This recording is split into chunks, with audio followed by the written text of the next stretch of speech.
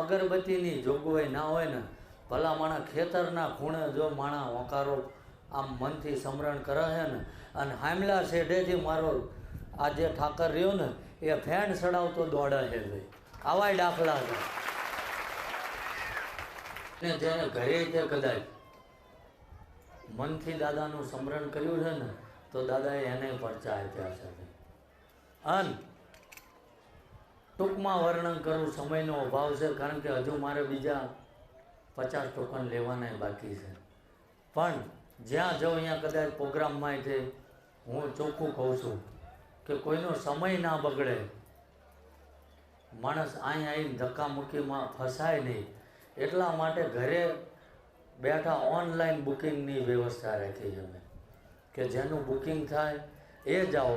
અને ભલે જેને દર્શન કરવા કદાચ, અને એવા કદાચ 10,000 માણસો આવશે ને તોય અમારા સ્વયંસેવકો અને અમારા સુરાપુરા ધામ વતી અને મારા ગામ વતી કોઈ દી એમને મોડો હોંકારો ન કર્યો હોય.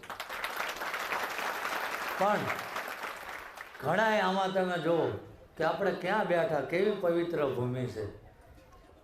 મૂર્ખ માણસ હોય ને, આજ અમે કાલ રાતે અમે 1200 દારૂડિયાને વ્યસન મુકાયું, કેટલા ભાઈ? અને આજે હું કહું છું કે આમાં જોઉં છું તો ઓછામાં ઓછા 800 જણા તો છે ને, હોય દારૂ બંધ કરવા આવ્યા હોય, હાથ ઊંચા કરજો ભાઈ.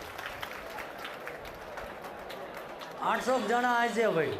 અને આ એક હિંમતની વાત છે, જાહેરમાં કબૂલ કરું કે ભાઈ હું ચોર છું, એ બહુ મહત્ત્વની વાત છે. ચોર નથી કહેતો, પણ હું બંધાણી છું એવો હાથ ઊંચો કરવો એ બહુ ગર્વની વાત છે.